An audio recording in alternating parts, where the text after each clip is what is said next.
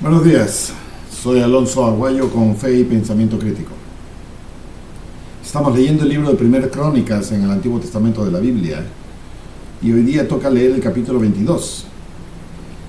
Venimos completos, este es un capítulo pequeño, depende del contenido, pero son solo 19 versículos.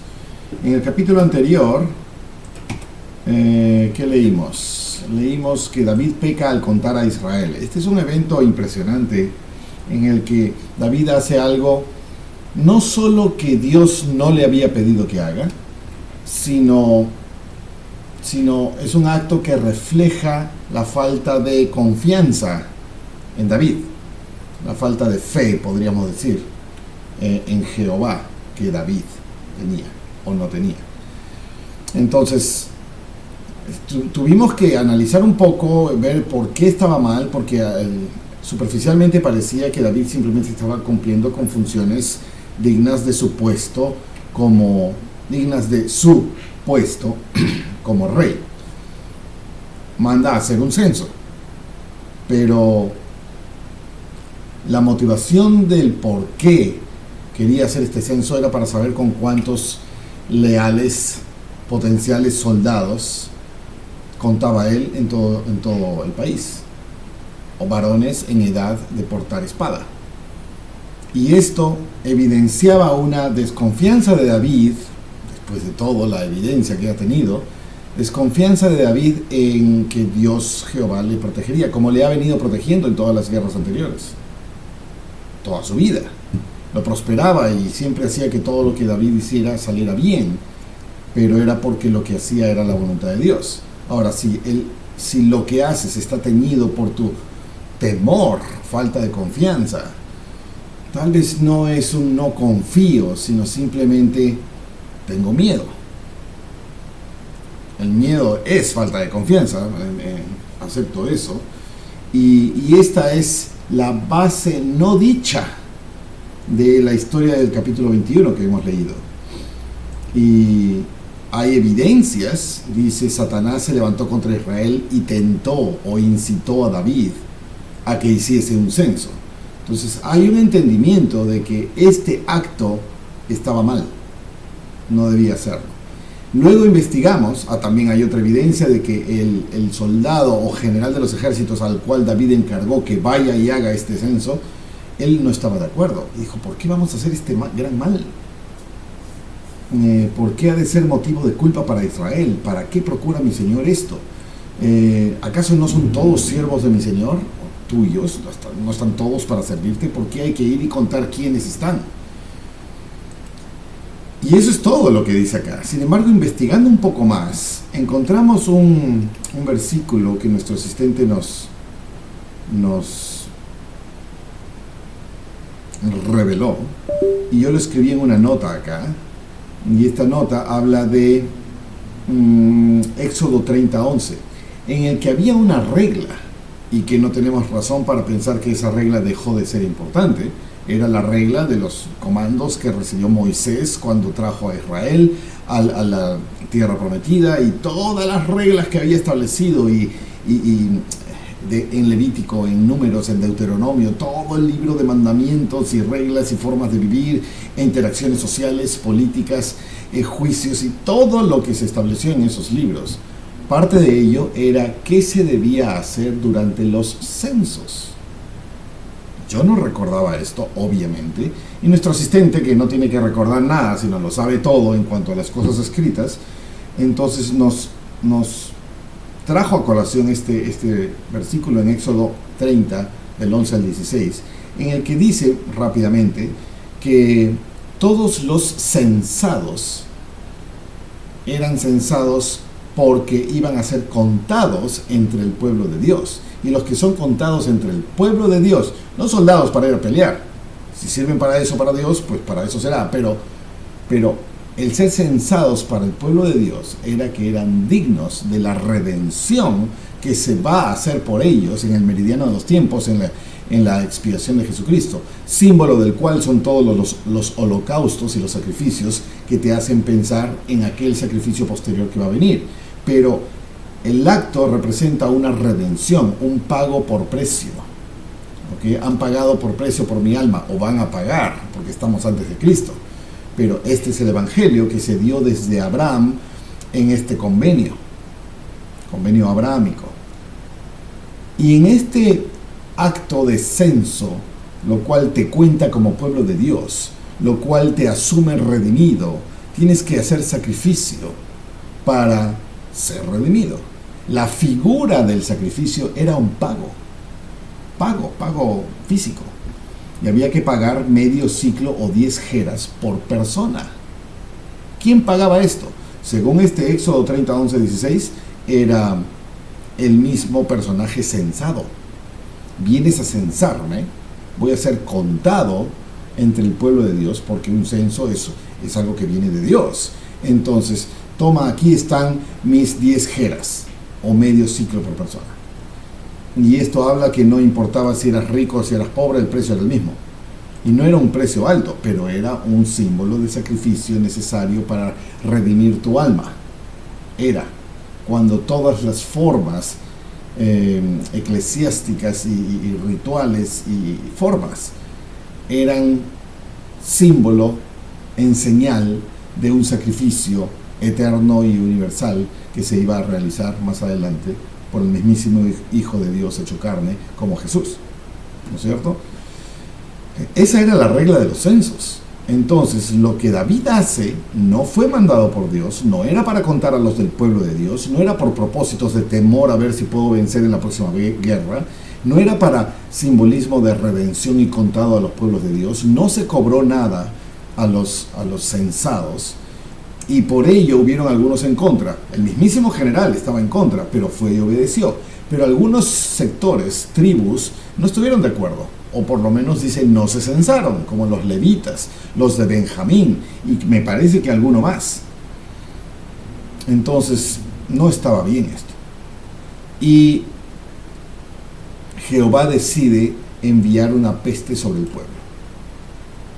Un evento que duró 3 días, según podemos delucidar, que se llevó ¿cuánta gente? 70,000, algo de 70,000.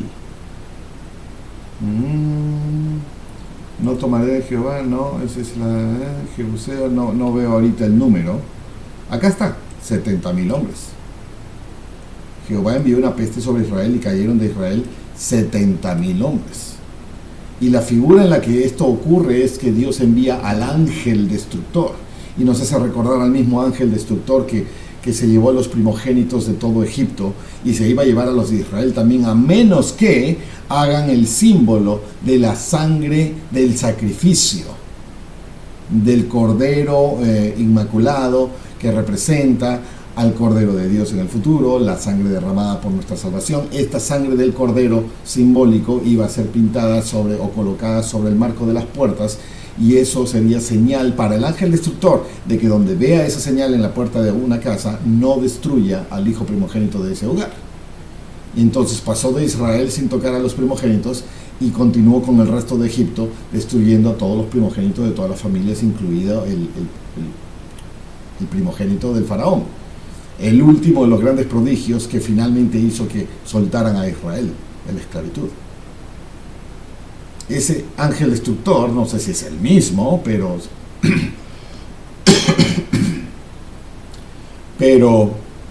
nos hace recordar el mismo acto, el mismo procedimiento. Dios envía el ángel destructor se coloca en un lugar cerca del campo de un personaje que mencionan acá, alza la espada apuntada hacia Jerusalén y la peste empieza a arrasar. Por 3 días, suponemos, porque Dios le dice, escoge, ¿quieres 3 años de hambre, 3 meses de pérdidas en guerra o 3 días de peste?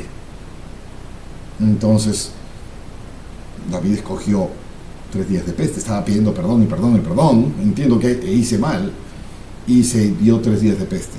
Ahora, acá hay un versículo interesante, en el que dice, y Dios se arrepintió. Ya hemos estudiado el contexto de esa frase, Dios se arrepintió, que lo hemos visto en varias ocasiones en la Biblia hasta ahora, y entendemos que es un Dios cambia de opinión, es un Dios que dice ya basta, es un Dios que es eterno en su decisión, pero es eterno en sus decisiones. y puede cambiar su decisión cuando le da la gana y sigue siendo eterno en su decisión, y su decisión es perpetua hasta que Él venga, el perpetuo, y cambie su decisión. Y las decisiones no cambian porque Él cambia de opinión, porque ¿sabes qué? Creo que estuve mal. No, sino porque el efecto sobre el cual la opinión se vertió, el efecto cambió. Entonces ya es hora de basta. ¿No es cierto? Y la traducción dice, Jehová se arrepintió.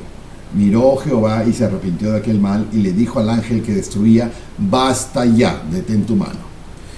No llego a comprender si es que esto fue antes de los 3 días o fue solo 3 días, como había dicho. Irrelevante, supongo, pero llegaron a morir 70,000 hombres. Entonces David pide perdón, pero yo soy el culpable, mátame a mí, a mi familia, cúlpame a mí, pero esto que el otro. Ahora, esto implica por qué Dios castiga a los que aparentemente no son culpables del acto errado de David.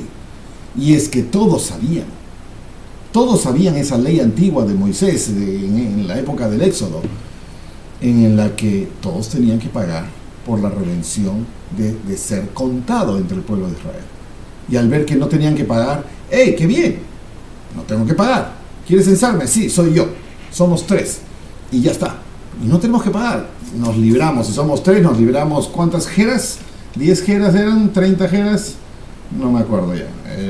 La anotación estaba acá. 10 jeras. 3 personas, 30 jeras.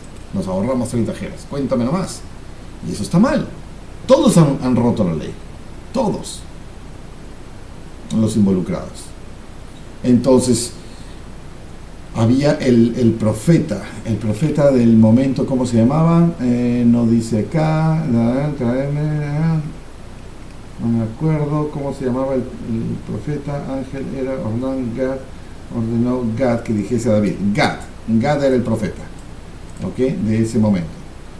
Entonces, Dios le dice a Gad, dile a David que si me hace un sacrificio acá, un altar y sacrificios aquí donde está cerca del ángel con la espada extendida, entonces voy a perdonar este asunto.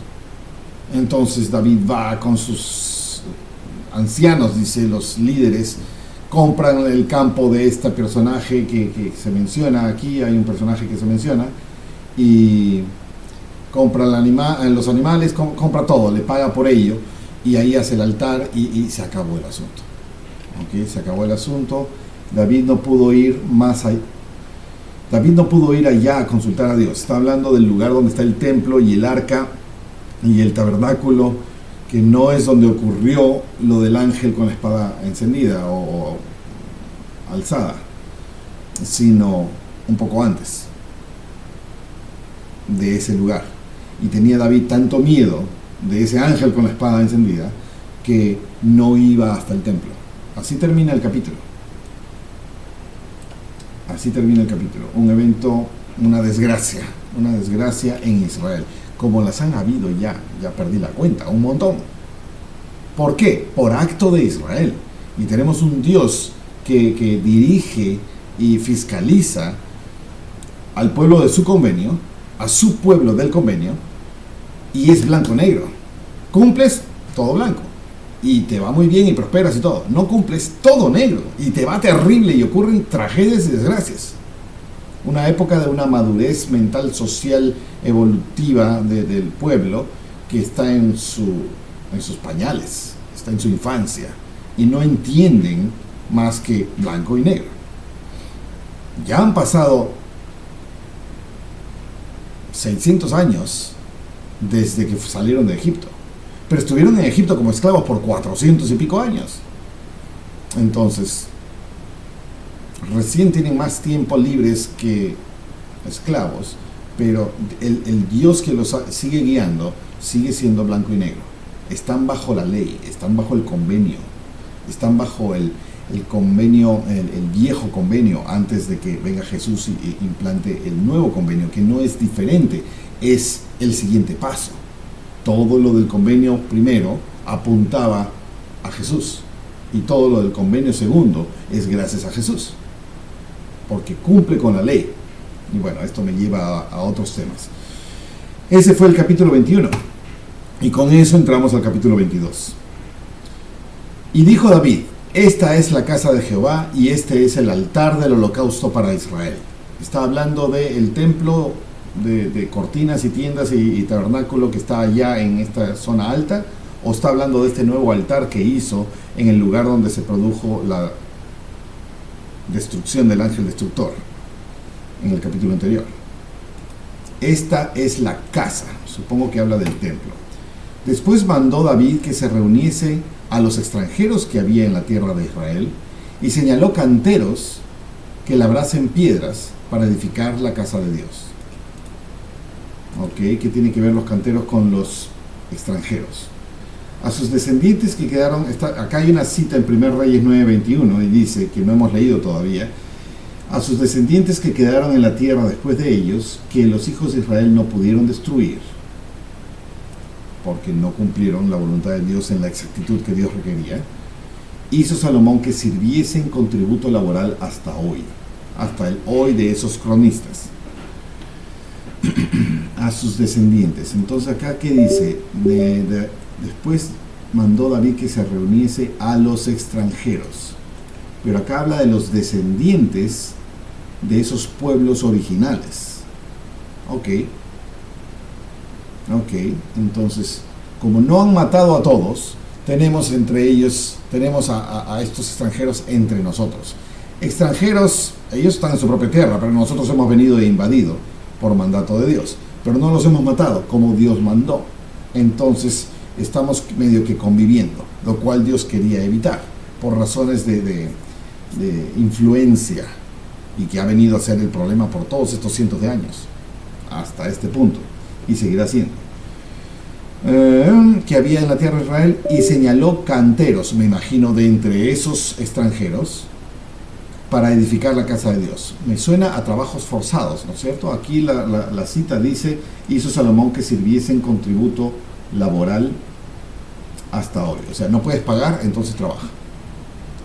Hemos visto en capítulos anteriores que David ya venció a los países fronterizos. No necesariamente los invadió, pero ellos querían atacar, entonces los atacamos, los vencemos, los sometemos y ahora pagan tributo.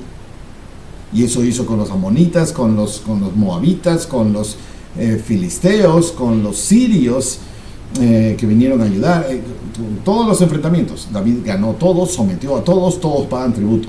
Y acá dice que hay trabajos forzados también.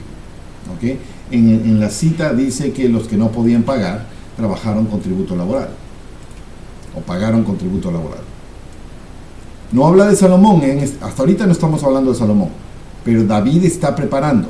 Esta va a ser la casa de Dios, este va a ser el altar del holocausto para Israel.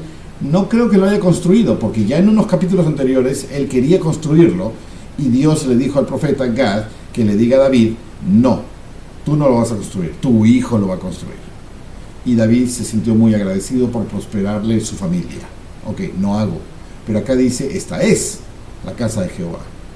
¿Lo está haciendo? ¿O lo está diseñando? ¿Está preparando los planos? ¿No estoy construyendo? No sé, vamos a ver. Asimismo, versículo 3: preparó David mucho hierro para los clavos de las puertas y para las junturas. Mucho hierro. Y más bronce del que podía pesarse. Incontables toneladas. Y madera de cedro innumerable. David está preparando todo para el templo.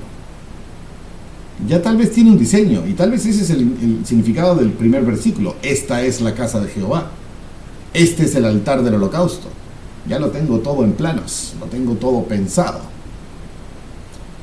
Versículo 4: porque los sidonios y los tirios habían traído a David grandes cantidades de madera de cedro.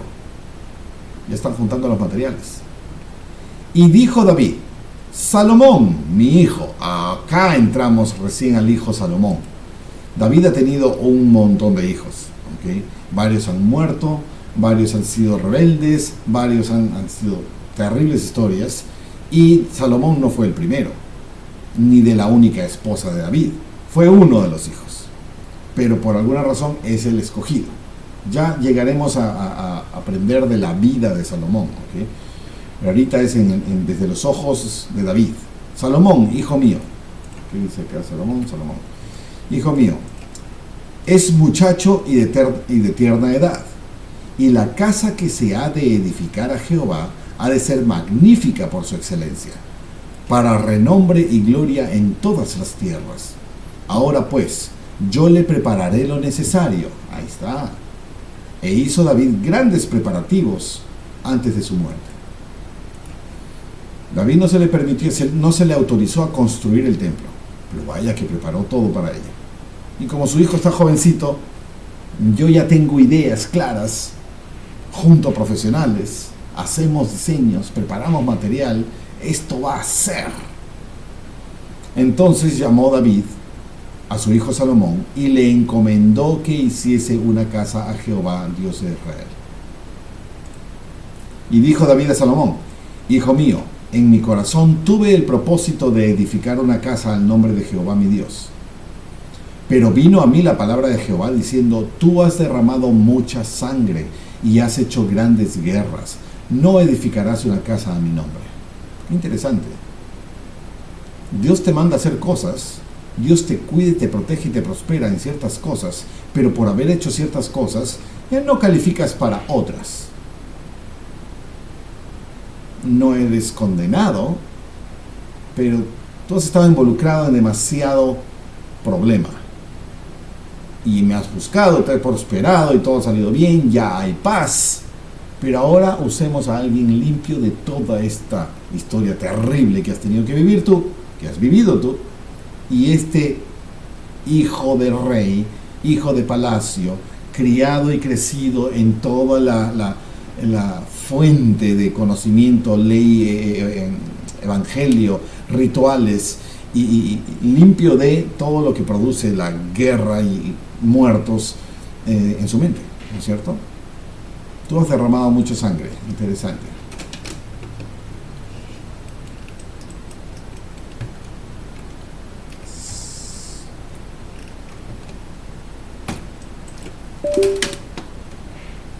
Listo. Entonces, he aquí. Se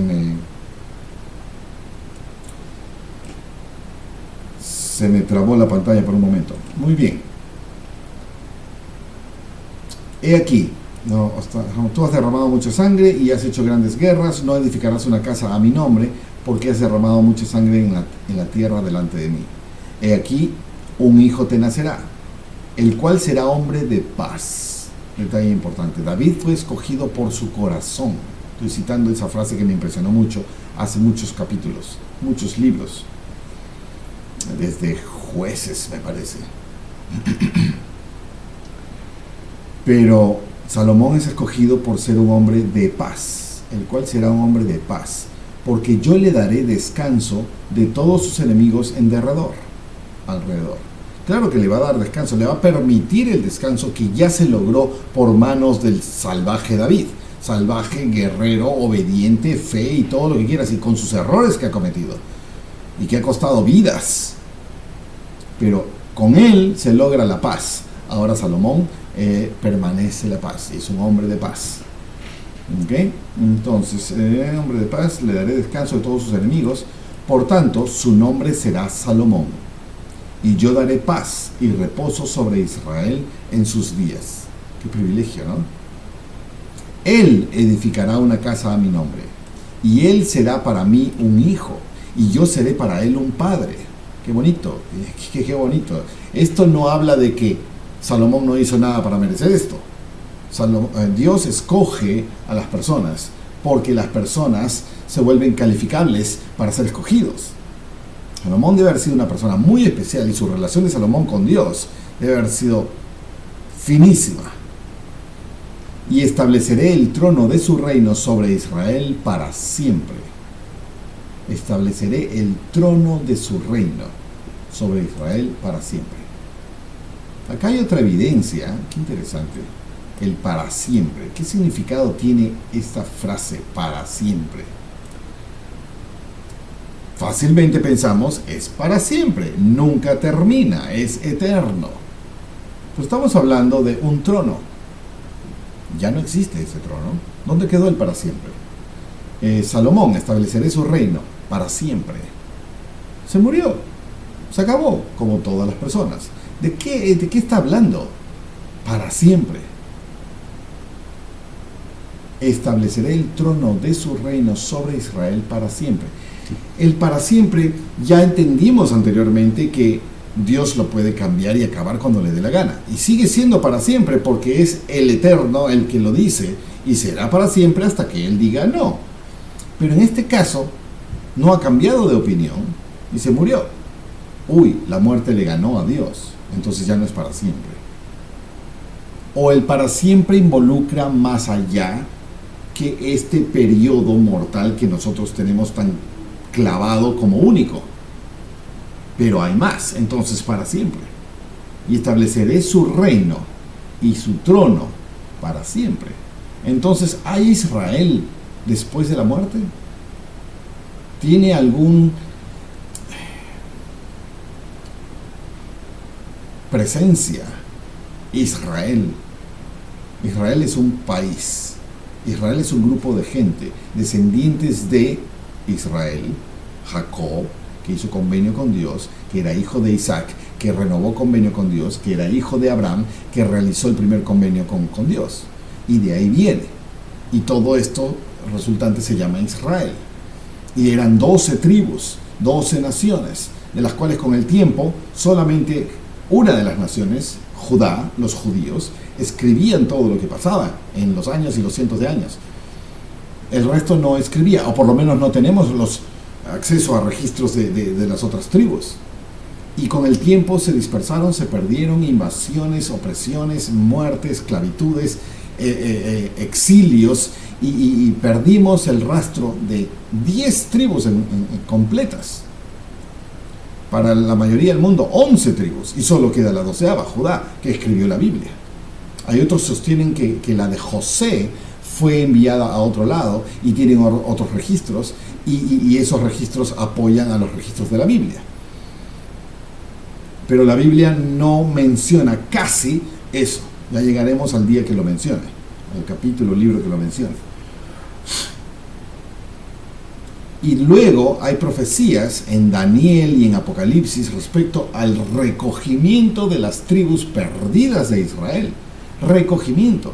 Y habla de un periodo en el final de los tiempos, en el día de la segunda venida, en el día del fin del mundo, y el recogimiento del pueblo de Israel y las 10 tribus. Las 10 tribus perdidas, junto con las otras 2 que sí se sabe, de la de Judá y la de José. Y habrán cargos y responsabilidades, y será el pueblo reunido, Israel. Entonces todos los que no son de Israel son malditos y todos se van al infierno, y Dios no le interesa nada de los que no sean del pueblo de Israel. No, porque el aspecto de importancia sanguínea es aquí, en esta época de que estamos leyendo, Antiguo Testamento. Llegó Jesús, renovó el convenio, lo subió de nivel, le dio significado a toda la simbología anterior, y a partir de ahora es por el Espíritu. Y se usa todo el Nuevo Testamento para entender las funciones del Espíritu en el bautismo de agua, el bautismo de fuego y la conversión. Y dijo Jesús, porque sus apóstoles le habían preguntado, ¿predicamos a todos o solo a los nuestros? Como suponemos que debe ser solo a los nuestros, no a los incrédulos, a los infieles, a los gentiles, a los de afuera, no. Jesús dijo, no, todavía no. Luego muere, luego resucita y les da los últimos comandos de organización y plan de trabajo, y les dice, ahora sí, prediquen a todo el mundo, y a los foráneos, y a los incrédulos, y a los incircuncisos, y a los gentiles, y a todos. Prediquen a todos, porque de esta manera, por este evangelio, van a ser bendecidas todas las familias de la tierra, y serán recogidos, y serán parte del convenio. ¿Cuál convenio? El convenio del pueblo de Israel, el convenio abrahámico, y seremos acogidos dentro del convenio por el evangelio, por las ordenanzas, por la autoridad del sacerdocio dada al hombre para actuar en nombre de Dios. Entonces somos parte del pueblo de Israel los que hacemos el convenio. No tenemos que ser sanguíneamente de linaje exacto, ya no tenemos que ser así.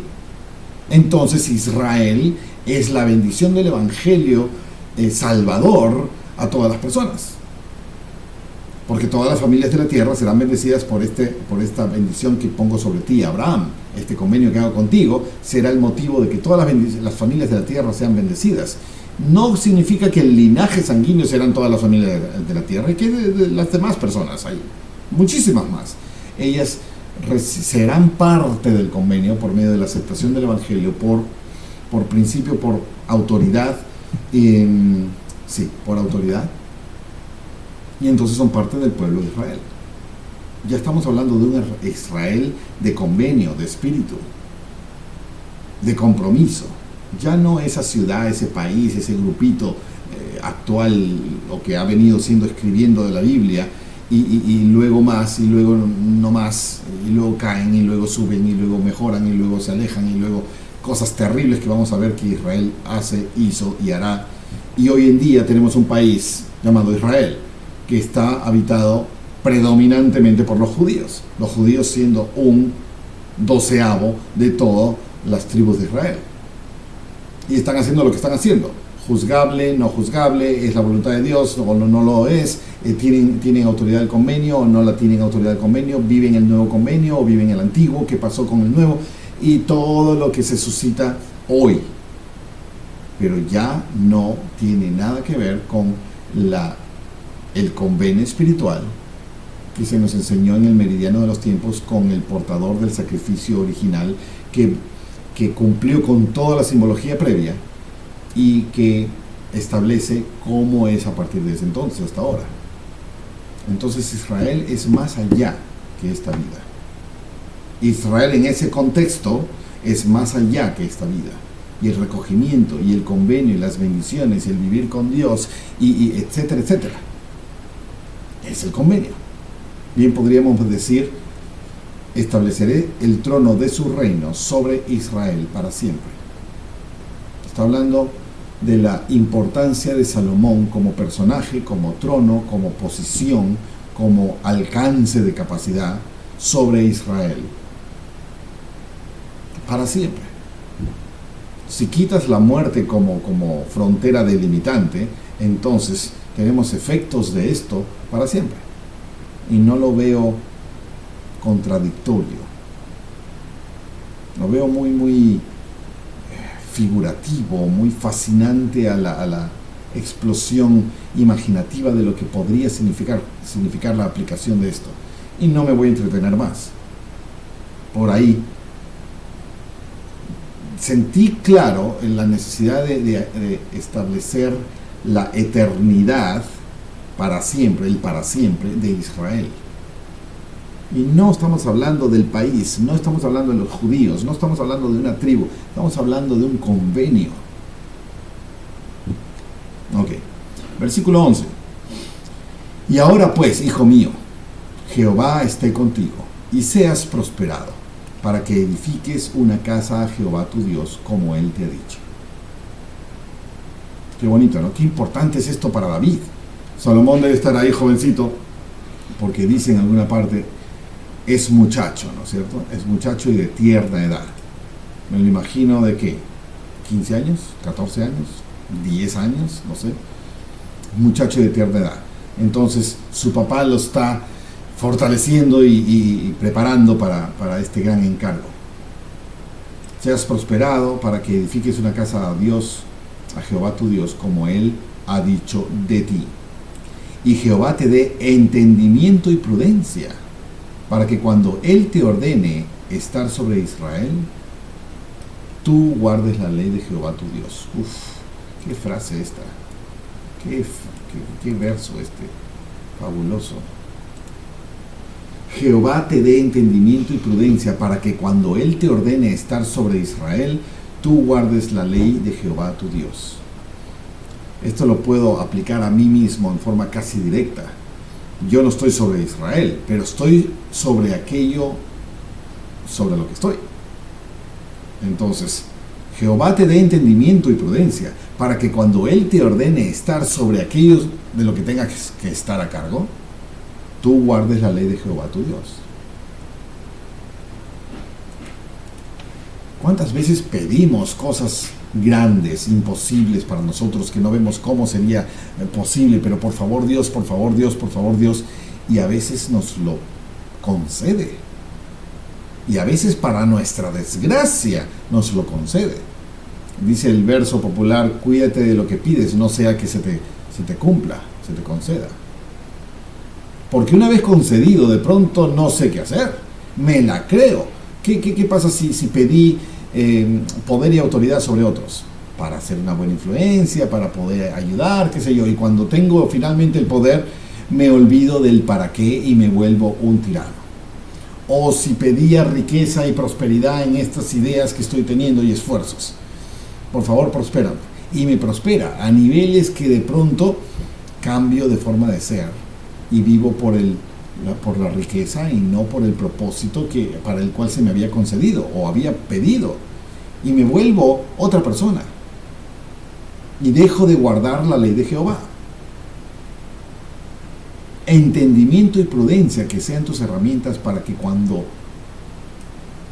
sea el momento importante, sigas siendo seguidor de aquel que te ha dado esta etapa importante. Entendimiento y prudencia.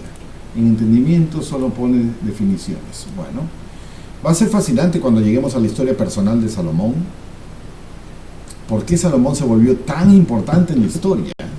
Aún más grande rey que David mismo, aunque a David se le achaca más importancia religiosa, pero históricamente Salomón fue más grande, poderoso, logrado, sabio y todo que David mismo. Pero cuando él empezó, Salomón empieza, y esto lo leeremos después, cuando él empieza, ya le van a dar la corona, ya voy a heredar el reino, ya me va a tocar, me muero de miedo. No sé qué hacer, no sé cómo lo voy a hacer bien. Mi padre ha sido tremendo super rey y soldado y tiene todas las glorias encima. ¿Qué soy yo? Soy el hijito de... Vaya si no sabré ese sentimiento. Entonces, hay un momento en que en su relación de él con Dios, que dice Dios que será como mi hijo y yo seré como su padre, él acudía a Dios y Dios le dice: pídeme un deseo. Pídeme lo que quieras, te lo voy a conceder. ¿Qué me vas a pedir? Pídeme lo que quieras. Y ahí se define el estilo de Salomón y lo que tenía adentro. ¿Qué pedirías tú si se te concediera de pronto? Pídeme lo que quieras. Estoy seguro que 99.9 de cada 100 pediríamos algo para nosotros, para mi propio beneficio. Fuerza, salud, dinero, riqueza, poder, abundancia, propiedades, qué sé yo. Somos bastante predecibles. Pero Salomón no pidió eso. Él pidió: por favor, dame entendimiento, dame sabiduría, para que pueda cumplir con esto que se me está ordenando de una manera apropiada. ¿Te imaginas la satisfacción del Padre, de Jehová, el Dios? La satisfacción cuando el Hijo te pide algo que simplemente es para hacer mejor lo que yo le estoy pidiendo que haga. Se te hincha el pecho cuando tu hijo te pide algo que no es para su propio provecho, sino para mejora de aquello que tú esperas que haga. Padre, quiero hacerlo mejor. ¡Wow! ¿Acaso no le doy todo y más y abundante?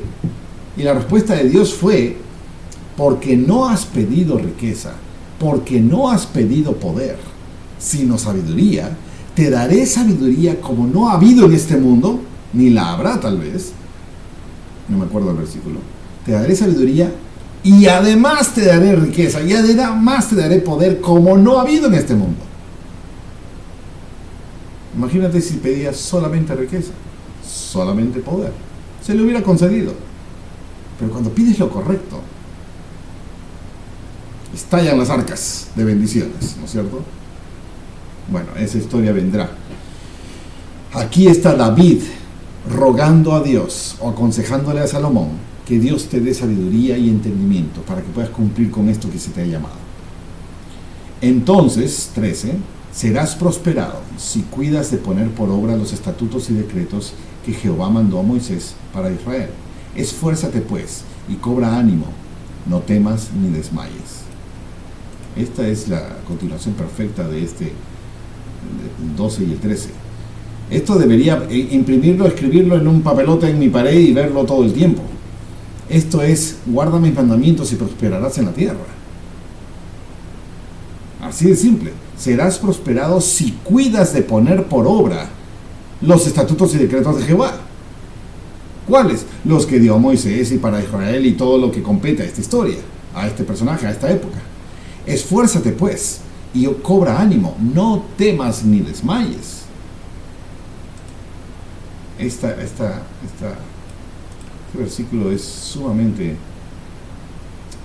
potente. 14. He aquí yo con mucho esfuerzo he preparado para la casa de Jehová, yo, David, he preparado estos materiales para que tú construyas. Para la casa de Jehová, 100,000 talentos de oro y 1,000,000 de talentos de plata y bronce y hierro sin medida. ¿Dónde estaba todo esto? Pues es mucho. Asimismo he preparado madera y piedra, a lo cual tú añadirás. Yo ya he preparado esto y tú traerás más y conseguirás más. Tú tienes contigo muchos obreros, canteros y albañiles y carpinteros y todo experto en toda clase de obra. Tienes a los especialistas.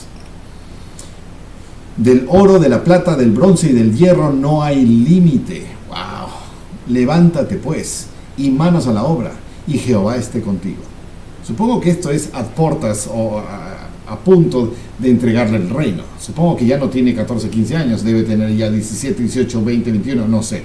Ya está, ya es un joven adulto capaz de. Jehová esté contigo. Asimismo, mandó David a todos los jefes de Israel que diesen ayuda a su hijo Salomón. Ya está, son mis últimos comandos. Estoy dejando todo listo para el templo, todo listo para que mi hijo lo haga, todo listo para que mi hijo no tenga problemas, armado. No está con vosotros Jehová allá.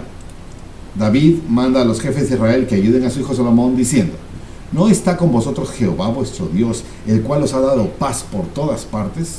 ¿No es todo lo que viven ustedes una gran bendición? Porque Él ha entregado en mis manos, bajo mi cargo militar, a los moradores de la tierra. Y la tierra ha sido sometida delante de Jehová y delante de su pueblo. Finalmente, 500 o 600 años después de Moisés, esto debió ocurrir en la época de Moisés, aunque Moisés murió cuando ellos entran a la tierra prometida con Josué. Ahí, en los siguientes 50 años, debieron haber logrado todo eso que David ha logrado 500, 600 años después. 500. No, 600. Bueno, por ahí. Esto es culpa de Israel como país, como pueblo, como idiosincrasia de la gente. Pero David finalmente lo ha logrado. Y le dice a sus líderes que van a estar apoyando al próximo rey, que es mi hijo David, mi hijo Salomón. Yo soy David en este ejemplo. Les dice: no está todo en paz, no nos ha bendecido Jehová, no tienen mucho que agradecer. Entonces, 19, entregad pues ahora vuestros corazones y vuestras almas a buscar a Jehová vuestro Dios. Qué importante recordar buscar a Dios cuando está todo bien. Usualmente lo recordamos y lo buscamos y rogamos cuando está todo mal o cuando tenemos miedo. Y levantaos y edificad el santuario de Jehová Dios, para traer el arca del convenio de Jehová y los utensilios sagrados de Dios a la casa que se edificará al nombre de Jehová. El templo y todo lo sagrado está en este lugar alto, Gabaón o algo parecido, y ahí está por muchísimo tiempo, cientos de años. Ahora va a estar en el gran templo que mi hijo va a construir. No nos ha bendecido Dios ya, así que ahora ayuden a mi hijo. Me imagino que David está pronto a morir o a desaparecer de la historia. Esta frase: no está con vosotros Jehová, paz por todas partes. Ok, esto lo enlazo con esto. Entregad pues ahora vuestros corazones y vuestras almas a buscar a Jehová vuestro Dios. Soy testigo presencial y vivencial de que cuando estamos mal, o con problemas, o con miedos, o con grandes desafíos, buscamos a Dios. Es espontáneo, es natural, es innato. Pero cuando no hay desafíos, cuando todo está bien, cuando tenemos paz a nuestro alrededor, cuando estamos felices con nuestras circunstancias, cuando hemos logrado lo que queremos y todo está bien, ¿soy igual de pronto y presto a buscar a Dios? Usualmente no. Y entonces eso pone fecha de expiración al tiempo de bonanza, paz y prosperidad, porque seguramente por mis errores, por haberme alejado de aquel que me proveyó tanto, voy a empezar a perder. O si no, me voy a empezar a perder. Pero el corazón se delata, la pureza de un buen corazón y fuerza espiritual de un buen corazón se evidencia cuando, aún en las buenas circunstancias, sigo dependiendo de Dios, sigo buscando a Dios, sigo agradeciendo a Dios, sigo consultando con Él, y entregar vuestro corazón y vuestra alma a buscar a Jehová, tu Dios, cuando está todo bien.